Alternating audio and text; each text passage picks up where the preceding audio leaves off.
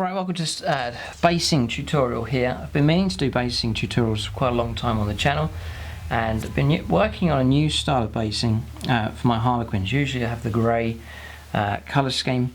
Gone over to sort of a wasteland desert feel, and really happy with the results. And in this video it's exclusively about basing, so I'm going to be showing you exactly how to base up to this standard here, using them for my new harlequin army. I think it's a nice backdrop here for these this new harlequin force that I'm putting together. So in this video I'm going to show you from start to finish how to do this basing technique here, and then you'll be able to apply it to your army and follow along. So just follow along step by step, and I'll show you exactly how to get these results here in this basing tutorial. So just zooming in here so you can see, I think it's a nice complementary basing solution here for these harlequins. Didn't want to go for grey, a bit dark for them, wanted something a bit brighter, so I've gone for this sort of desert feel.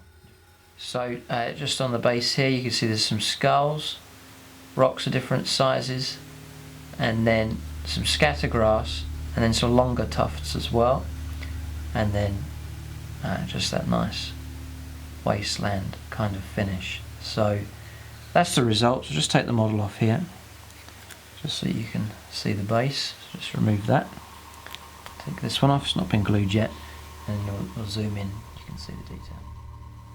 So there's the base, nice variety on the lengths of grass like so. It really just breaks the base up having that grass on there, and then the skulls just blend in really nice. There's kind of a wasteland. It's not full desert, and there's some vegetation, but it's all died, just the dried grass left, and then that creates a nice backdrop for these skulls and then scattered rocks as well. So I'm going to go through what materials you need next, show you all the different materials that you need to get this basing technique for your own miniatures. So just push that model to the side. In fact, I'm going to show you one other model, and that's the solitaire, again just to show you how this basing technique looks on a regular infantry base. So there's the solitaire, just recently painted, really happy with how he's come out, but there is the base. Wanted to put quite a few skulls, and this one is one of the key units here, one of the focal points. So just stacked up some of the skulls there. We'll cover that as well in this tutorial, and then just some of the grass. And in this part of Eldar architecture here that comes with the model, I've just painted it to match in with the basing just there. Really nice, really happy with how this one's come out, and just shows you how you can use this technique and how it looks on regular infantry bases.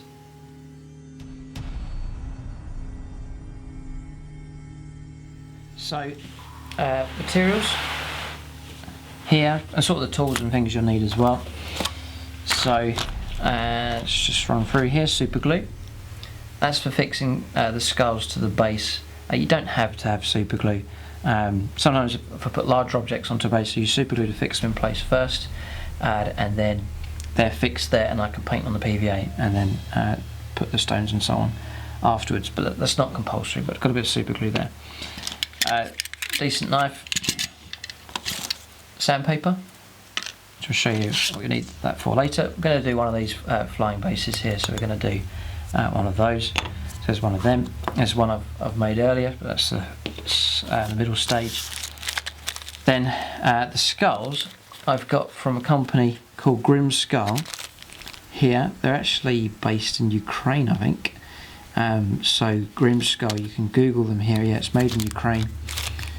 So Grim Skull Gaming, look them up on Google, but they do packs of these little skulls. They're very nicely sculpted, and then for a little pack here, it's maybe about €6 I think, you get about 50 skulls in there, so that, or a couple of packs, or even one pack would do a whole army. So you don't have to have skulls if you don't want. I just think they're a lovely addition to add on to your basing. As you saw there with the solitaire, I think they look really good. So that's them. Then the grass, the tufts, static grass tufts, I bought from eBay. So regular sized ones, just standard, and then the seller on eBay also did or does a selection of different sizes. I've actually got these through from Portugal, but there's a number of sellers out there. They're pretty common on eBay, so you should be able to find a company that sells them, no problem at all. It's a debut here. I don't usually use these for the grey colour scheme, but I wanted a variety to the foliage in this one, so I've invested in these. They're not very expensive at all, and again, these two sets here will probably do the whole army, no problem at all. So that's that. Colours, depends on the seller. Usually they'll have a variety of colours to choose from. You can go for more of a green colour scheme if you want, a more drained look, or brown, darker brown, or a whiter sort of more cream colour than this. So there's a whole different variety here you can choose from, but that's sort of the tone and colour scheme that I've gone for with those to match in the basing, but it's your choice as to which ones you get. So that's them. Then PVA glue, not necessarily wood glue as such. This one, PVA glue, is it is a wood glue, but some wood glues out there are very brittle. This one's got a bit of flex to it, so just make sure you're getting the right one. But in the UK it's PVA polyvinyl acetate is the name of the glue. That's the one you want to try and get a hold of. Other wood glues can dry very brittle, they're not very good for this specific project. There's some skulls in there, all cut up and cleaned up ready. Just keep them in a little pot. Then for sprays here, I've got two. It's leather brown primer colour from Army Painter. It's a nice brown, nice matte finish. That's the foundation colour for the base.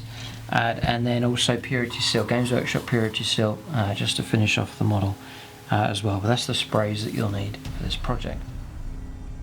Yeah, and then just to mention another flock, and that's Dead Grass here by Sistel. I'm not sure if Games Workshop still sell this. You may be able to pick it up from somewhere else, but if they do stock it, that's the one you can use. Dead Grass, it's a nice colour. If not, there'll be other miniatures companies around that do a similar shade. But just open this up so you can see the colour just there. So it's that kind of dead grass effect just there. Then paints, there is Ushabti Bone. It's just sandy, dusty colour. Some Ceremite White, just to do a bit of a highlight later on. Seraphim Sepia, and then it's optional, but Agrax Earthshade, you don't have to have that on, but that's one you can use as well. And then materials is some sand. And this one's not finely sieved, it's got all the bits still in it. So for that you can use, let me think now, builder's sand or even sharp sand if you go to a builder's merch. The cheapest way to buy it is just to buy a big bag of it. Sharp sand still has all the stones in it. You can sieve out the big ones and then it leaves the smaller stones and regular sand. If you get very sifted fine sand, it takes away a lot of the randomness out of it. I've tried to keep some of the larger stones in it just there. So sharp sand is what you can get. Sieve out the big stones and then that's what's left just there. Then also some larger stones just here, some very fine stones that I found on a beach that I was on when I was on holiday. I'll just zoom in here so you can see them. So that's just showing you what the stones look like. Just a whole beach was made up of these stones, so I picked some up. I don't need very many at all, just a few just there. You can get stones from places like aquatic centres, places that sell tropical fish.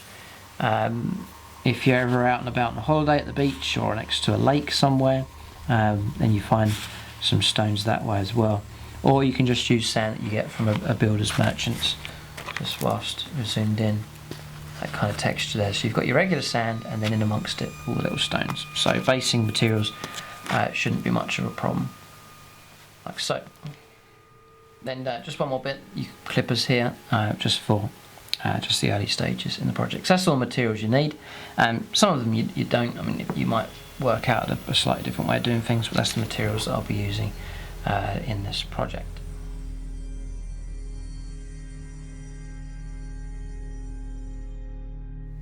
So first stage then is the preparation of the base. So clippers is pretty much the only time I'm going to be using them. is just to take off the piece of sprue just there, then use my knife just to clean off the join there to make it nice and smooth. Just use my thumb to make sure that's all cleaned up. And safety with a knife, I've learnt over the years after a lot of cuts, so always cut away from you and then make sure that the area is clear where you're going. So I mean, that's stupid as well, so I just line it up like so, and then if I do slip, then the knife's moving away from me. Don't cut in towards yourself, and if you stick to those rules, I've seen people really cut themselves quite bad, so if you stick to those rules you should be safe. You can also just use your thumb. Instead of using loads of pressure and then flying off, you can just use your thumb to push gently, and it just restricts. You're not going to fly off if you're just pushing with your thumb, but if you're pushing with your whole force of your arm, you can fly off, and that's when accidents can happen. So it's a bit of a safety tip there. There's no need to hurt yourself when you're using a knife. So then the sandpaper, the reason for this is a shiny surface here. The glue can come off. There's nothing worse when you drop a base and then the glue starts to flake off and your basing starts to fall away. So that's a nightmare if that happens. So what I use is some sandpaper here, and then just sand down the whole base. So you can see it sanding up there. I go around the edge, just holding it at an angle to make sure I catch the very, very edge here. This will mean the paint, the spray paint and the glue for the sand will have something nice to grip onto. It'll be less likely it will flake away. So I highly recommend you do this, and just leave no area shiny. Just want the whole thing sanded down.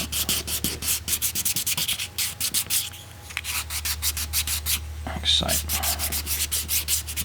It just roughens that surface up, so you've got a nice surface then to put the glue on top.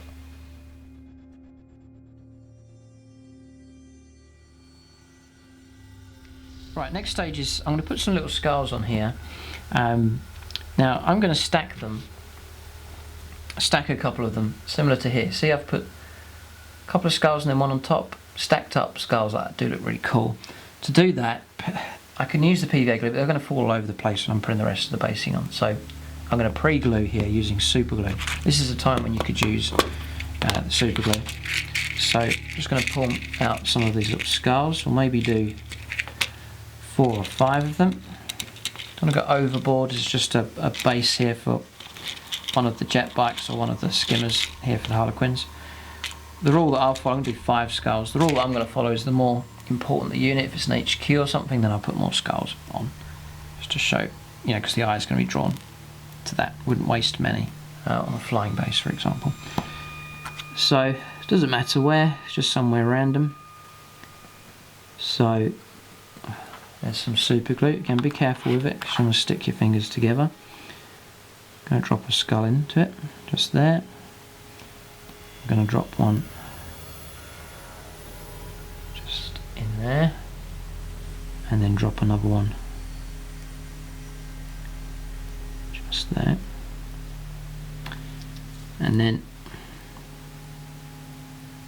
these are actually starting to dry pretty quick. Dabbing a bit of glue on top of the heads there. Then I'm going to drop in this skull like so. That looks pretty cool. Then I'm going to put in a skull just here as well. Tuck him in just like that. That's fine. Then I've got a bit of activator heat. You don't have to use, I could leave that and it would dry, you know, but just for the sake of speed, I'm going to put a bit of activator on this. Blow it. And that sets that glue off nice and quick. That's ready for us now to put on some of the PVA glue and basing. So that means now I can brush around, I can add rocks. It's not going to disturb this as I'm putting on the other basing materials. So there we are. Zoom in so you can take a look. So there's the skulls, and now when the base is tipped up, you can see the the area of interest that's been added just there. It's a nice little focal point. It looks pretty cool. So that's that done, and they're glued in position there. The glue sticks really well. Super glue sticks resin really nice, so they'll be pretty rock solid there. They shouldn't come off, so it's pretty good. Alright, so I've got my basing materials here, sand and larger rocks. Got my base, and then just going to put the glue on. I've got an old brush here. It's the one that's got all paint just in there. It's pretty much ruined. There's still some flecks to it, so it's an old brush. You'd throw it away, but I like to save it, use it for basing. Doesn't matter if it gets glue on it. So that's what I'm going to use. So PVA here, just clean the end off, and then you can work from palette by just drop the paint straight onto the base. Sort of guess how much you need, that'll probably do it. And then pretty quick, because you don't want this glue to dry. You want it to be wet here, so I'm just using the old brush to tuck it in around the skulls, being careful not to go all over them. Just going to work around here. Now there is a peg to go in here, so I usually leave a few millimeters around it, just like that. See, an area where there's going to be no glue, so I'm not going to block that up, because we'll have to attach the peg later on. I'm going to work some glue around the skulls just there. Going to tuck into that gap, and then around that. And the last bit is I'm just using the brush sideways, just bringing the glue right up to the edge, not over the edge. That's the area that's going to get bashed in games. You don't want to put your sand and so on around there. That's the bit that's going to be handled and so on. It'll be chipped off, so you just want to run it up to the edge like that. So that's just running along there like so, looking pretty good, running all the way around nice and quick. Don't want to take too long because I don't want this glue starting to dry before I put the sand and rocks on. So that's just going on there like so. Alright, then before that's drying, then go over to the large rocks first. And just drop some on, however you want to do it, as many or as few as you want. I'm going to deliberately pick up some of these larger rocks and put them near the skulls, just to add a bit of height there. Perhaps manoeuvre them around. There's some thicker glue on this part, so I might drop the rocks, they'll sit better on top of that. Looks good. Drop in some larger rocks, like so, and pretty happy with how that's looking. And then to finish off, you go onto your regular sand, push them in, and then cover it up. And then just being careful to handle the edges of the base, like so don't disturb the sand here, or the glue. Give it a tap just to help the stones settle and glue in. Then tip it over, and then just bash off the spare. And again, being very careful. I'm only holding this very edge, like that, tapping it. And then holding it up, just checking to make sure none of the big stones have fallen off and there's areas I need to repair. All looks pretty good. See, some of the sand has gone onto the skulls here. So I just grab a brush and take off the sand at this stage. Now the skulls won't move because they're super glued down. That's it, just clean them up a little bit. You bash off the spare sand, it's all done, and then use your thumb to run around the edge. So any stones that are overhanging are just pushed back in onto the base or just removed. And that again, just leaving nowhere for these stones to chip off. If you've got stones overhanging during a game, they are going to chip off and you're going to have damage, so it's better just to push them in at this stage. And then just not touching that, putting that down somewhere out of the way, leaving it to dry. I recommend you just come back to it the next day, or if you do it in the morning, come back to it later in the afternoon. If it's at room temperature, it should dry within a few hours, but overnight's a good policy to have. Right, so that's drying. The other thing to check is just around here to make sure that's clear, there's no stones stuck on that or overhanging. But that looks all clear, that's fine. So not going to touch that now, it needs to dry. So the next stage, once that is dry, the next stage is to get that army painter spray on. So the leather brown is the colour that you need to use. So if you're unable to get a hold of this one from Army Painter, that is the colour just there. So I've chosen that because that's my trim colour here on the base. So when you're spraying your regular infantry bases, you're spraying the trim here, nice brown colour. Don't touch that then for the rest of the project.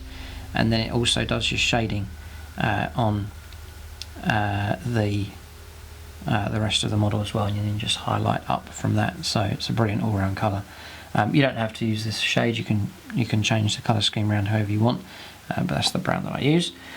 And just to show you how that comes out, here's one that's been done earlier on. So all united together, and again on this one, there's a couple of skulls, and then the larger stones and the smaller stones, just random, and then just leave that gap there for the peg later on, and the edge there's all done. So that just shows you that's the original sand underneath.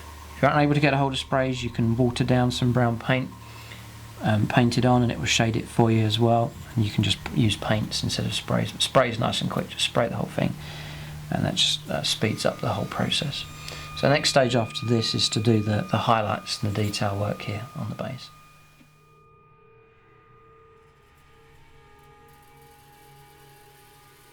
Alright, so we're on to the painting stage now. So there's the base. So I've got Ushabti Bone. Just give that a shake, there it is. And then Ceremite White. Just give the paint a shake there as well. So that's those two colours. Then just grab a palette here as well, which you need a bit later. So I've got a large brush here. You can get bigger brushes to do this kind of work, but large brush is okay. But Games Workshop, they do bigger brushes, like a square type brush, which would be perfect for doing basing. But here I'm just going to use a large brush. So I'm just going to put some of it down here. Don't want to overload the brush too much. Don't want a wet brush here. Just enough paint to go on. So I'm just highlighting. I'll zoom in here so you can see the paint go on. So there it is. Again, just going back to the palette to load up some more paint here, and just working it in. You can come at different angles. You don't want too much paint, as you'll flood the detail and it will look like it's been painted wrong. So just be careful. Don't go over top, just sort of dabbing in paint there, loading it up. You'll soon get an idea of how to do it. Just being careful with the edge here. I don't want to get the cream paint around my trim, around my edge here. If I do, quickly wet my finger here and then just wipe the paint off. You can sort of rub it away. So you need to be careful of that, especially when you're doing trim on the bases like this. If you flick it on, just wet your thumb, finger, wipe it off quickly before it dries, and it will dry pretty quick, so you need to be swift. So just loading up some more paint and working my way around. It just picks out the stones nicely here and lightens the whole base, and just working the brush in. I don't want to skim over the top. I do want to work the brush to pick out as many of the stones as possible. Gives them more of a softer result. Onto bigger stones now, and you'll see I'll start to catch a couple of the skulls as well. There's a couple of skulls in there. There's one here laying on its side. Another skull just there. Again, just going around catching all the angles there on these larger stones. Down here, none of the stones seem to be flicking off. If that does happen, say a big stone comes off here and you can see right through to the base, don't panic or waste time trying to patch it up and repair it. What you can do is just stick some flock over the top of it, or one of the grass tufts. That saves you having to go back over the previous techniques. So don't panic if stones do come off. You shouldn't have many come off. You may well have a couple, but if you've glued it right and used the sandpaper, then you shouldn't have much of a problem. So almost done.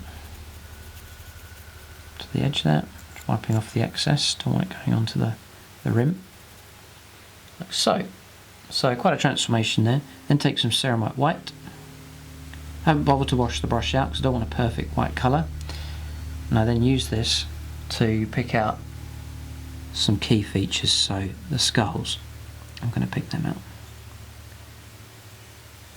and the rocks just here. And my brush is starting to run out of white now. I'm not going to top it up, I'm just going to scrub it in, and it just fades in the highlight, so it's not too harsh. I want to highlight a bit over here as well, and then just sort of do a general bit of highlighting. I don't want to turn it too white, I want to keep it cream, so I'm just sort of picking out the main features, and that's about it. And just making sure the skulls are picked out just there. So happy with that, it looks good. Go on to the next stage. Right, so next stage is Seraphim Sepia, one of the washes. Again, using a larger brush, and I just sort of use it to go around sort of the stonework. Again, just to add in another shade of brown, because it's slightly different to the base colour, and it just enhances clusters of the stones just there. You don't have to do this, but I like to. I'm actually going to make sure the details on the skulls are filled in, because I'll be a bit fussy and sort of pick out the detail, and then a bit later we'll zoom in and you'll see the skulls detail being picked out. As a skull here, I'm just going to go over that in the Seraphim Sepia, fill in the eye sockets and the mouth and so on him, and then we'll pick the details out on that a bit later. Just sort of flow around the gaps in the stones just there. Just creates a bit more depth and interest, and I might add on a few patches here and there around the base. It is noticeable to some degree, not going too overboard here. So it just adds a bit more randomness to the base just there. I'll leave that to dry now, and then we'll pick out the detail on these skulls. Just try and make them stand out a bit more there, because they're not rocks, they're meant to be bone. So we'll try and pick them out next. Once this is dry, you need to leave it to dry. It'll take leave it for an hour or so, a bit more, and then it'll be ready to paint the skulls next. Okay, so then we're on to the skulls here. I usually like just to paint them just nice and solidly, and just to redo them to make them stand out. So you can see there's a skull here, and then there's a sort of a skull here with the top blown off. So you just simply paint it with the Ushabti Bone here. Paint over the whole thing, and it just makes it a nice solid colour, leaving the shaded areas. So I'm not going to fill in the inside of the skull here, I'll paint the edge like that. It doesn't take too long. And then this skull here, I think it makes it look like you haven't highlighted it quickly, that you've actually worked on it. I think it looks quite nice. You can see I'm just making it nice and solid. Just there, and just going around the details like so. I mentioned earlier about the Agrax Earthshade is optional. If you think the skulls, like the eye sockets here for example, aren't dark enough, then you can drop some of that wash into there, but I haven't done it on these because they look fine as they are, so no problem. So the next stage is take some Ushabti Bone, a tiny bit of Ushabti Bone, but mostly white, Ceremite White, so it's just an off-white colour. I'm mixing it with a tiny bit of the Ushabti Bone, very, very small amount, very white here. Just getting it just right, and you'll see it when we bring it up onto the skull here. Right, so then I use that to paint the rims of the eyes, the eye sockets and nose. This really helps the skull to stand out. And then I'll paint the crest, just so it runs all the way around the top of the skull, with any edges and highlights really wanting just to pick out. Like so. And you can see that just lifts that skull away. Just shows you put a bit of effort on it, you may as well, they're a nice feature. I'm going to paint the top of the head, just there, and around. Leave that bit there shaded, bit of the jaw to paint. Just drop it on top of the teeth, and that's that. So you can see there, that's just picked out the detail there on the skulls, and I think that looks pretty good. Just pulls them away from the base just a little bit. That's that finished, that's the skulls done. And that just to show you, just give you an idea, you can see how the skulls stand out on this one, the solitaire. They're not just scruffily been highlighted, you can get away with that on the rocks and so on, but I've actually painted them That's made all the difference. They look really nice all stacked up. Right, so there's the base so far. You've got your highlighted there with your Ushabti Bone, some white highlights going on. You can see where they put the washes on, just a subtle breaking up of the colours there with that, and then I picked out the skulls just there. That base looks nice. It's also nice to add another dimension. That's some grass. So it's going to be a wasteland, but I want to add some grass to this. You see this is quite a quick technique. I think it's an effective technique. It looks nice, but you're not spending ages and ages on the bases. I don't really want to spend a long time. I've got a long process to go with the painting of the actual miniature itself. So I want a nice effective technique here for basing, but one that's not going to take too long. So just to finish off, then we'll put some grass on. Finish these bases off, this base off. Right, so for this stage, we're going to use